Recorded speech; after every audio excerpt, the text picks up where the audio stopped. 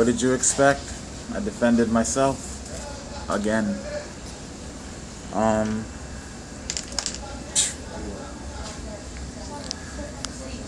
That trial was bad comedy. I understand you guys haven't seen the video evidence, so you're not really necessarily in a position to make a decision for yourself. And yeah, you know, I don't expect everybody out there to just simply take my word for it and simply agree with me. The scenario is that I guess there's really no way I can play for it right now. I'll see if I can get it to a computer and play it for you later on.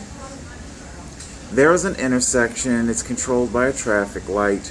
As the officer is coming down the road, a cyclist enters the road by making a right-hand turn.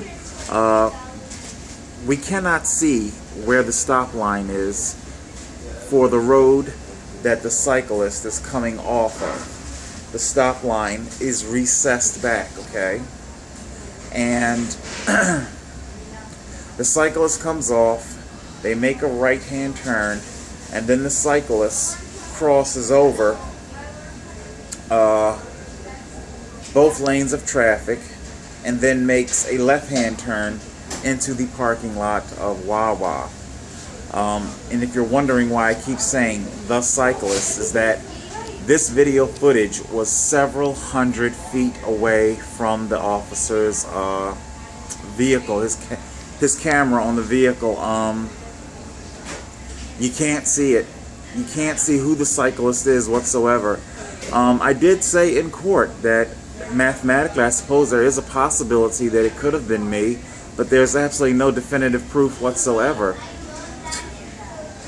This is where it really begins to gird me, you know. I'm supposed to be given the presumption of innocence. The burden of proof is supposed to be on prosecution, and that proof has to be beyond a reasonable doubt. Now, because the video evidence that's been submitted is so grainy, far away, well, the farther away, the more grainy the video gets. And there's a great deal of traffic in between the officer's car, his camera. It looks like it's maybe mounted on the rearview mirror, someplace near that, and where the cyclist actually is. The farther away it gets grainy. You can't see what it is whatsoever. I asked the officer on the stand a series of questions. I asked him, was he able to see the stop line? To which he said no. I asked him, was he able to see the cyclist come to a full stop before turning right on red? He said yes. But how could you see that if you can't see the stop line?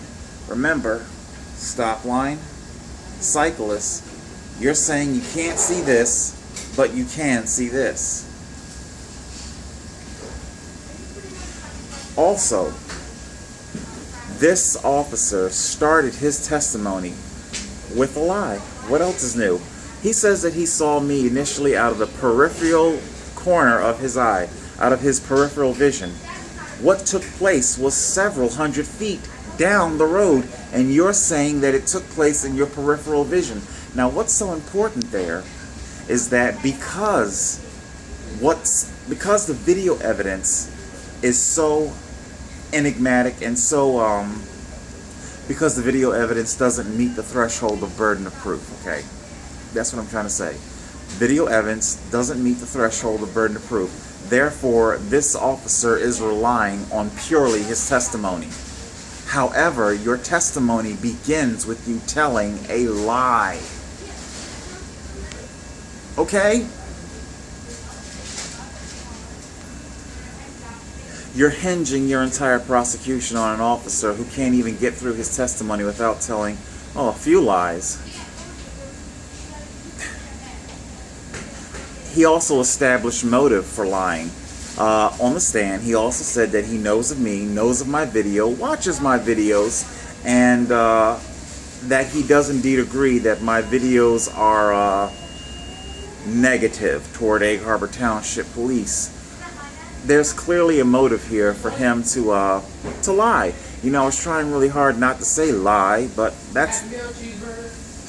Now, for perfect clarity's sake, the video that I viewed, I said this and I admitted it in court. I cannot say definitively one way or another if that cyclist is me. It's just too far away. I do travel, of course I travel that area. I travel a lot of areas. The video of my GoPro cameras was not preserved because I didn't get notification of these tickets until, what, a week or longer, maybe 10 days after the tickets were written. And yeah, you know, it's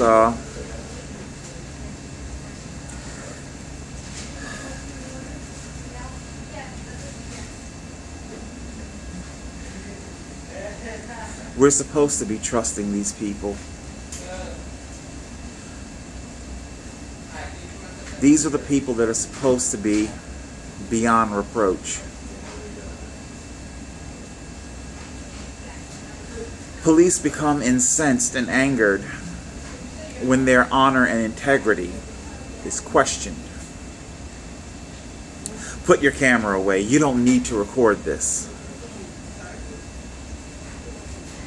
Because we can just trust what you're going to say in court.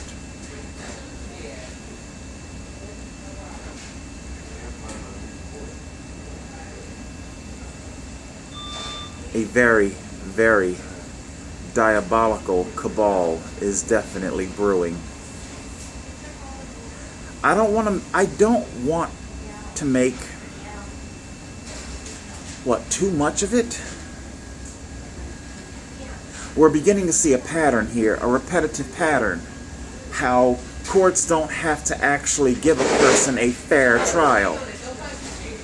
They can just simply brush aside established protocol. Why? Oh, it's Officer Shepard's. Handsome mug, square jaw, doe eyes, almost like he might be Italian, long lashes. Because he's so goddamn good looking, huh? He wouldn't lie to us. Well, just remember, the fucking devil was beautiful too. Total Control 871.